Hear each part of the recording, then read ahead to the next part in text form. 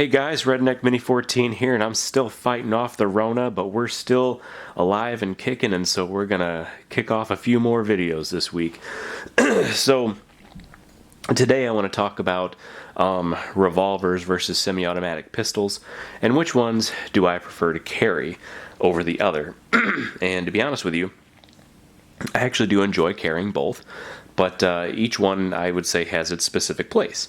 So I have carried 3 out of the 5 of these guns before. I have carried not the SP-101, but I have carried another small revolver similar to it, and I have carried another similar gun to the Car K9. So I have, in some way, carried all of these, just not necessarily these specific guns. But what you should know is that most of the time when I'm carrying, I'm actually carrying in an open carry style of carry. So I usually have my gun on my belt out in the open, and that's because most of the time I'm carrying around the farm and carrying, when I'm cutting grass and going through the woods and hunting and all that kind of stuff. So I don't care about concealability at that time. And a lot of times what I really like is something that has a lot of capacity, like this Ruger P89, which I've carried a lot over the years. I actually have a couple of these and several other P series as well that I've carried over the years, but this one, this particular one, has a 15 round magazine in it. So 15 rounds of 9mm is going to take care of any coyote, bobcat, whatever I may come across in the woods, or even when I concealed carry this, because I have concealed carried this gun before. In the wintertime, I would put it in a inside the waistband holster, and it did work quite well under a nice big heavy coat. No problems with that. So I do really like carrying this gun, either open carry or concealed carry. And I do have some 17 round magazines for this as well. So 17 rounds of 9mm is definitely enough to do the job. But sometimes I might want something a little more powerful than that, but still want a lot of capacity, and that's when the Glock 22 comes in play, because this also has a 15+1 capacity, only it's a 40 cal.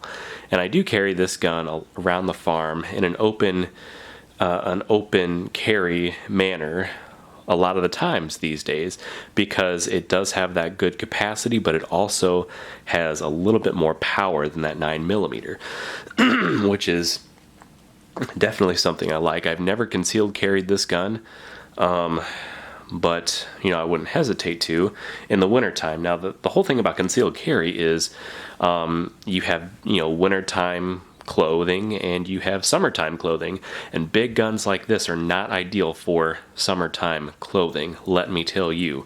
Or either of any of these 3 big guns that I have here. None of them are good for concealed carry in the summertime, in my opinion. But they are all good for open carry. So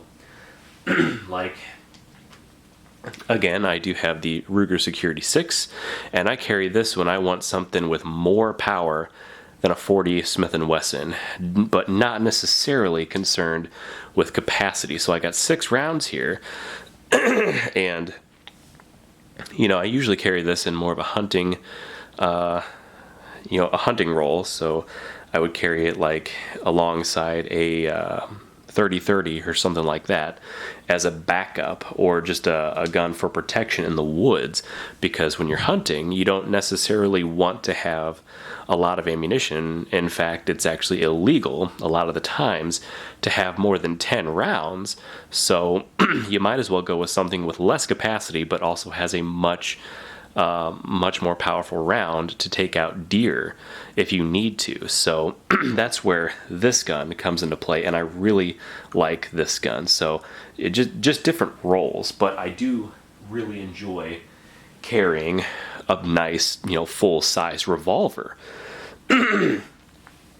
So, like I said, I haven't actually carried this gun before, but I have carried a Taurus Model 85, which is a very similar size. It's a little bit smaller than this gun, but this is a Ruger SP-101 357 Magnum, and the Taurus 85 is a 38 Special.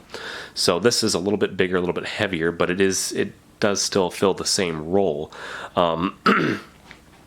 This gun here is much more concealable in the summertime, although it's not the smallest revolver in the world, but you can definitely conceal this better than you can conceal any of those other 3 larger guns, and it's a 357 Magnum, so you got 5 rounds of 357 Magnum, which is better than 5 rounds, 6 rounds of 9mm, in my opinion. So if stopping power is what you want, then a good small 357 revolver is definitely a good choice.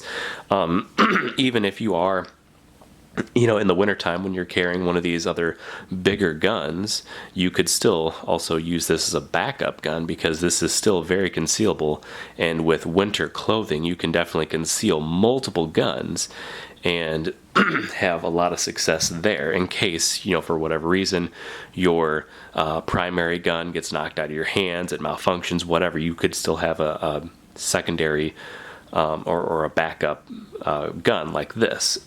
So this would also be a good choice for that. But like I said, nice, concealable, good, high-powered revolver. I like the SP-101, and I wouldn't hesitate to carry it. And last but not least, we have the Car K9. I have carried a Car CW9, which is basically the same pistol, only it has a polymer frame, and it's a little bit more cheaply made. I mean, obviously because it's got a polymer frame, but there are a couple other things that make it more cheaply made. But I did buy this Car K9 to carry concealed in the summertime.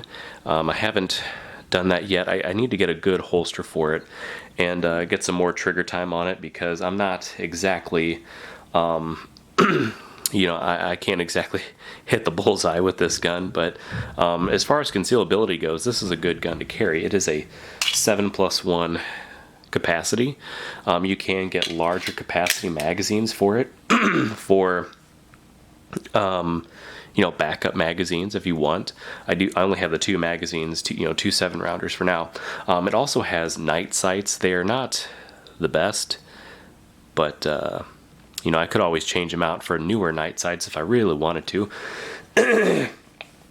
Which that is an advantage to this, with this gun over all these other guns. This gun does have night sights and has the ability to change them out for night sights. I mean, I suppose the Glock I could put night sights on too, but this one actually does have night sights already installed, and they are, when you turn the lights off, you can see them a little bit, so they do still work, just not great.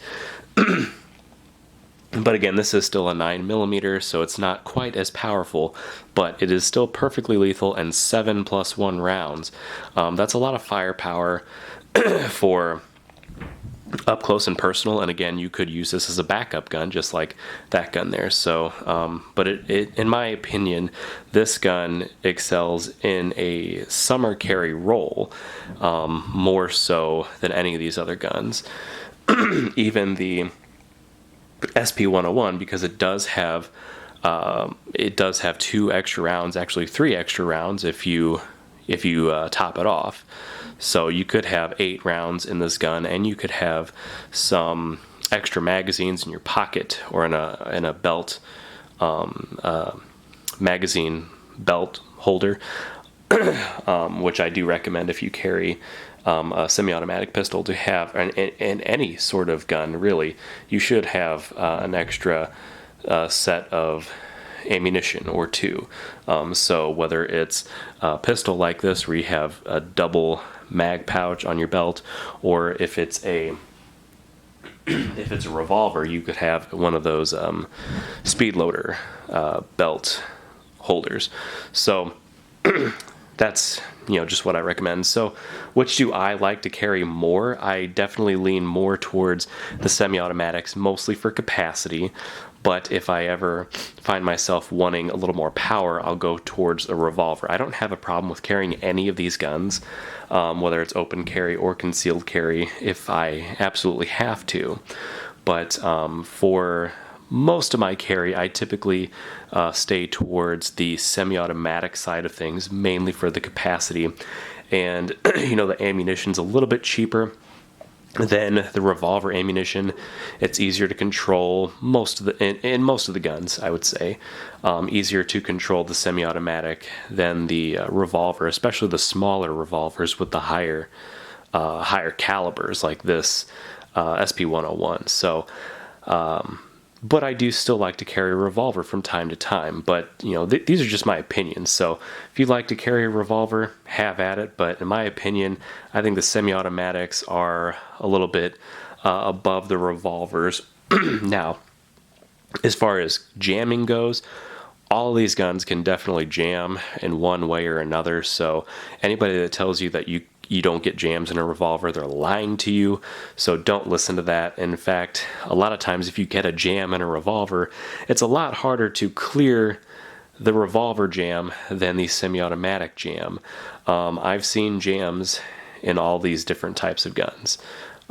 Maybe not necessarily these specific guns, but I have seen jams in revolvers, small pistols, large pistols. So don't let the whole no jams in the revolvers thing lead you towards the revolver, or lead you, anywhere. So that I just wanted to say that. So anyway, that's my opinion on pistols versus revolvers and which one I prefer to carry. Hey, before I go, I just thought I'd remind everybody that I do have a second channel called Redneck Off the Range. Over there, I post most of my non-gun related content, so whether it's a video on my new tractor, my power tools, my projects that I'm working on, maybe wild game recipes, or just a random vlog, I post all of this kind of content over on my secondary channel. So if you're interested in that kind of stuff, go check it out, Redneck Off the Range. But that's all for this video, so subscribe to my channel, like me on Facebook. I'm Redneck Mini 14, and until next time, be safe.